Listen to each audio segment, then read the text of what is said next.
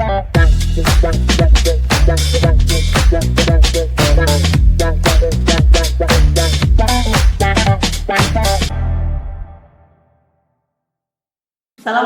warahmatullahi wabarakatuh. Selamat pagi Sobat Ruang 1 dimanapun Anda berada. Kembali lagi bersama saya Intan Firdausi di podcast Ruang 1, podcast inspiratif dari madrasah untuk kita semua. Baik pemirsa Ruang 1, hari ini kita kedatangan tamu spesial. Beliau adalah Bapak polisi dari Kapolsek Klaten Utara yang hari ini sedang melakukan tugas yang kebetulan berada di MTS Negeri 1 Klaten. Kita akan langsung saja berkenalan dengan beliau. Selamat pagi Bapak Kapolsek dari Klaten Utara. Ini boleh kenalan nanti namanya siapa? Silahkan Bapak langsung berkenalan kepada Sobat Ruang 1.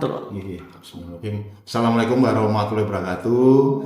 Sebelumnya kami perkenalkan nama, pangkat AKP Edi Prasetyo, jabatan Kapolsek Klaten Utara, didampingi dari Kanit Reskrim Polsek Klaten Utara Ibda Daniel.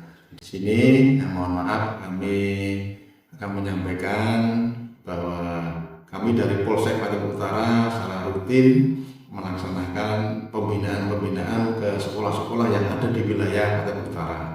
Dan di Klaten Utara banyak yang dari SMK, SMP, SD itu kami rutin melakukan pembinaan, yaitu pas pembinaan apel atau pembinaan saat upacara.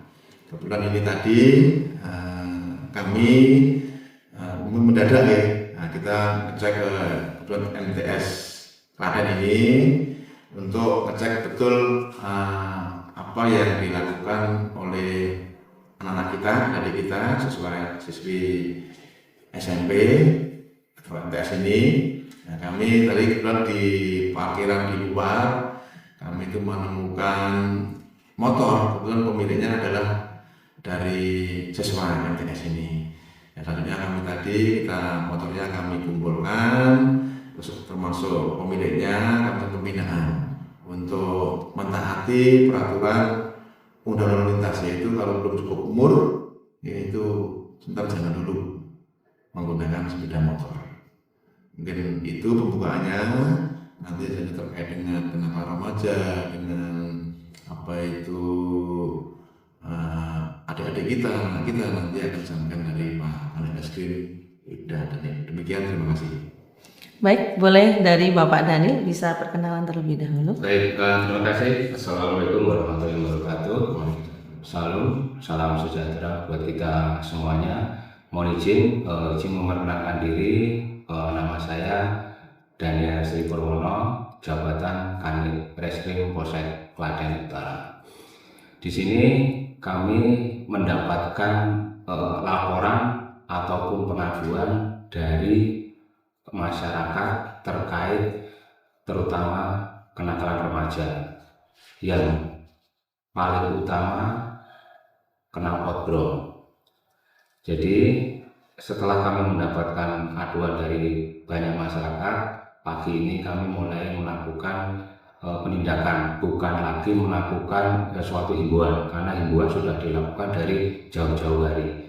Dari pihak sekolahan, salah satunya dari MTS juga sudah mendukung akan kegiatan tersebut. Dan hari ini kami sudah mendapatkan 6 sepeda motor.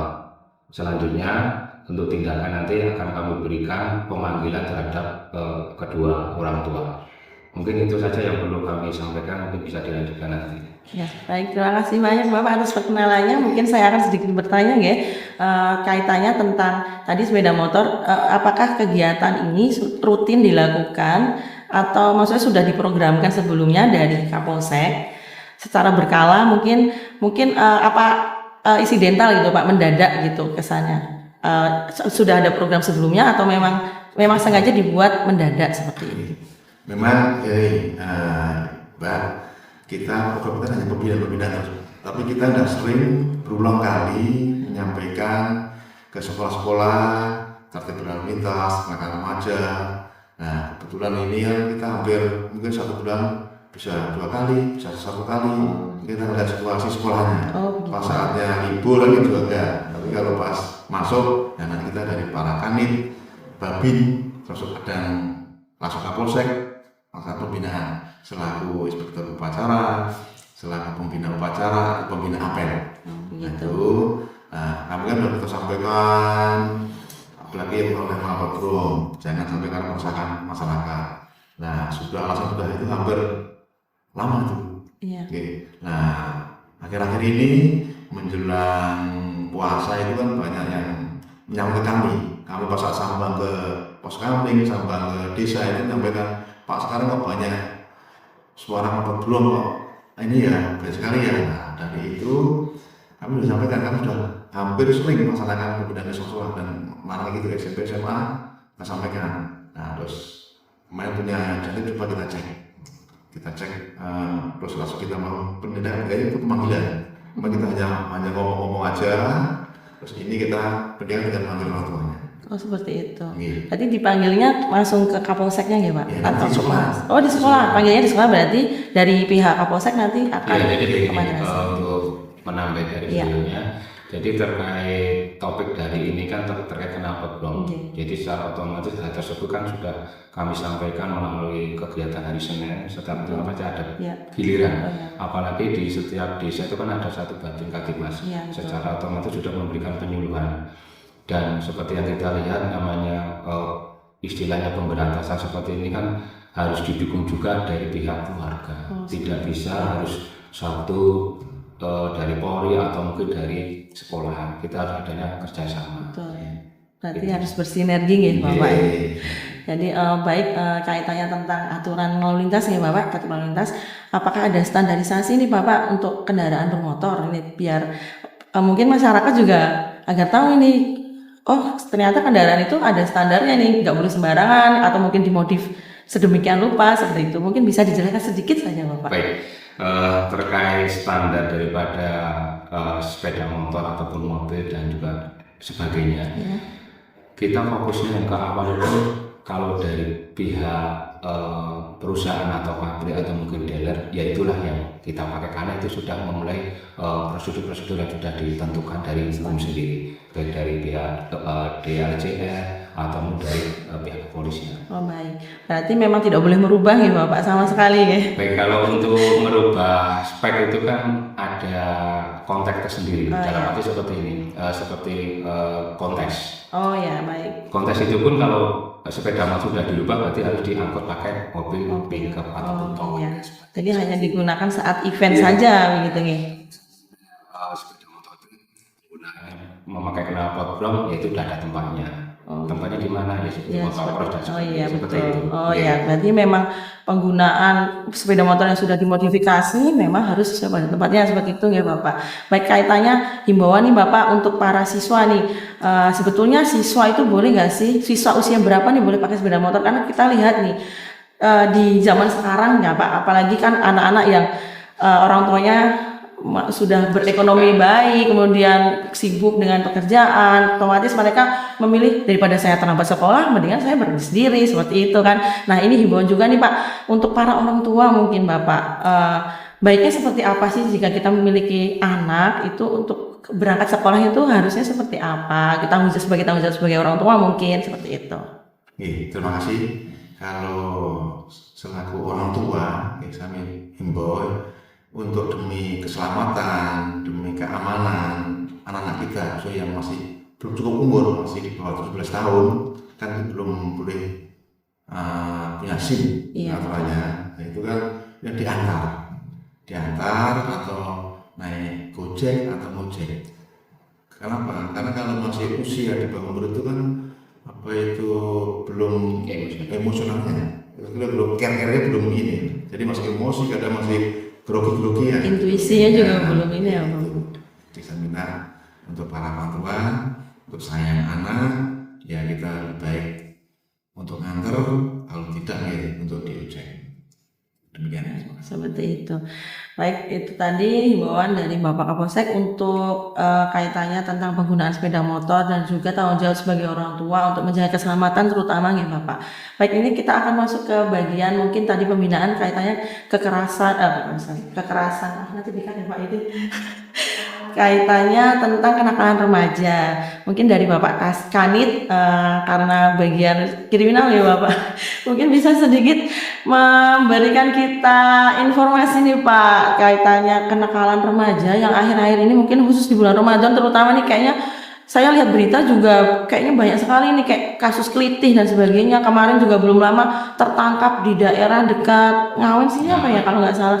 Itu mungkin Bapak bisa diinformasikan agar mungkin masyarakat bisa berhati-hati atau lebih waspada, juga bisa memberikan Pak nasihat pada putra-putrinya agar tidak mengikuti kejahatan-kejahatan kriminal seperti itu Bapak. Bisa langsung ke pemirsa. Baik, terima kasih atas waktunya. Terkait kenakalan remaja, terutama kami sebagai petugas bisa menyarankan atau mungkin kita bisa bekerja sama. Pertama terkait orang tua pasti akan tahu bahwasanya anaknya itu sudah diberikan inventaris sepeda motor, mungkin sepeda motornya sudah dirubah spektek, ataupun terkait kelitih ini kan paling tidak lingkungan setempat baik RT atau RW itu juga sudah mengetahui. Alangkah lebih bijaksananya itu saling berkomunikasi. Sekali lagi yang kami sampaikan tadi bahwasanya di satu desa itu sudah ada satu Babin Katimas dan juga ditambah dengan satu Babinsa. Mungkin itu bisa untuk diajak untuk sharing. Mungkin itu yang bisa kami sampaikan. Baik. Nah, kaitannya nih Pak, kalau menurut Bapak peran remaja itu untuk menjaga ketertiban remaja sendiri begitu Pak. Mungkin ada nggak sih Pak tips-tips atau saran untuk para remaja yang menyaksikan acara ini, bagaimana peran mereka bisa berperan dalam ikut menjaga ketertiban dan juga keamanan di masyarakat seperti itu. Mungkin ada Bapak dari Pak Edi atau Pak Daniel, misalnya terkait untuk bulan Ramadan ini kan anak-anak remaja sebaiknya seperti apa gitu, atau agar sama-sama kita tertib gitu ya kan, tadi kan pesan untuk orang tua, sekarang untuk anak-anaknya gitu. Oke, terima kasih ya untuk adik-adik saya dan anak-anak saya remaja. Untuk setiap hari kan saat ini bulan Ramadan, nah itu bisa kegiatan yang positif, mungkin kegiatan yang di masjid, kalau mungkin yang non muslim bisa kegiatan yang di rumah yang sekiranya tidak mengganggu atau melanggar hukum. Seperti kalau malam hari, malam libur, nggak usah keluar malam sampai tengah malam sampai jam 1. Kita itu juga lagi capek ngantuk, kemudian ya setelah positif mungkin kumpul bisa kelompok ya jam 8 atau 9 pulang istirahat di rumah dengan keluarga. Baik, seperti itu. Baik Bapak Daniel dan Bapak Edi, terima kasih banyak atas waktunya pada pagi hari ini sudah mau singgah di podcast Ruang 1. Kami menunggu kembali kedatangan Bapak apabila ingin menyampaikan atau bersosialisasi terkait kegiatan keamanan ke depan atau ketertiban, boleh Bapak langsung berkunjung saja menghubungi kami tim dari podcast Ruang 1. Terima kasih banyak, sampai jumpa kembali dan selamat bertugas kembali ya Bapak. Semoga selalu diberikan kesehatan dan keberkahan. Amin. Untuk selalu bisa menjalankan tugas menjaga keamanan dan ketertiban di masyarakat. Baik Sobat Ruang 1 dimanapun Anda berada, demikianlah podcast kami bersama Bapak Edi dan juga Bapak Kanit, Bapak Daniel dari Kapolsek Klaten Utara di podcast Ruang 1. Kami bertemu kembali di episode podcast berikutnya hanya di podcast Ruang 1, podcast inspirasi dari madrasah untuk kita semua. Terima kasih, saya Indah Firdausi.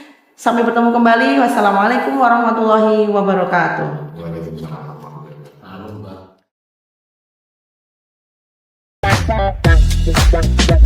Bye.